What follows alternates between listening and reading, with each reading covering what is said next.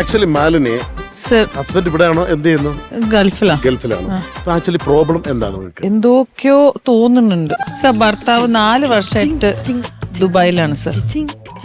ഇവിടെ നിൽക്കുമ്പോ എനിക്ക് എന്തൊക്കെയോ തോന്നുന്നുണ്ട് സർ. നിങ്ങൾക്ക് ഗോൾഡൻ വിസ ഉള്ളല്ലേ? നിങ്ങൾക്ക് അവിടെ പോയി നിന്നൂടെ? സർ ഇല്ല സർ, ഗോൾഡൻ വിസ ഇല്ല സർ. അല്ലല്ലോ, മുഖത്തുണ്ടല്ലോ അത് സർ ട്രാവൽ ഏജൻസിയിലാണോ വന്നത്? അതാണ് ഞാനിപ്പോ ഒരു ടിക്കറ്റ് ഫ്ലൈറ്റ് കൊടുത്ത് പറഞ്ഞു വിട്ടാണ് ചേട്ടൻ.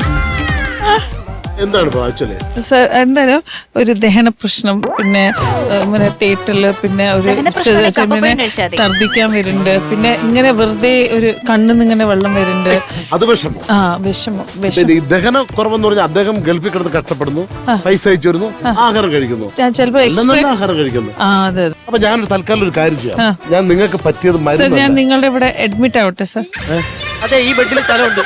പ്ലീസ് അവനെ മാറ്റട്ടെ സർ. ഇവിടെ അഡ്മിറ്റ് ആവട്ടെ. ഞാൻ ചേച്ചി കൂടെ ഇവിടെ അഡ്ജസ്റ്റ് ചെയ്തോളാം. അങ്ങനെ അഡ്മിറ്റ് ആക്കണോ?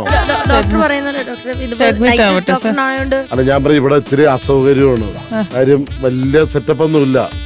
വീട്ടിൽ ഞാൻ ഒറ്റയ്ക്കേ ഉള്ളൂ. അപ്പൊ അല്ല, ഞാൻ വാടകയ്ക്ക് തരാം.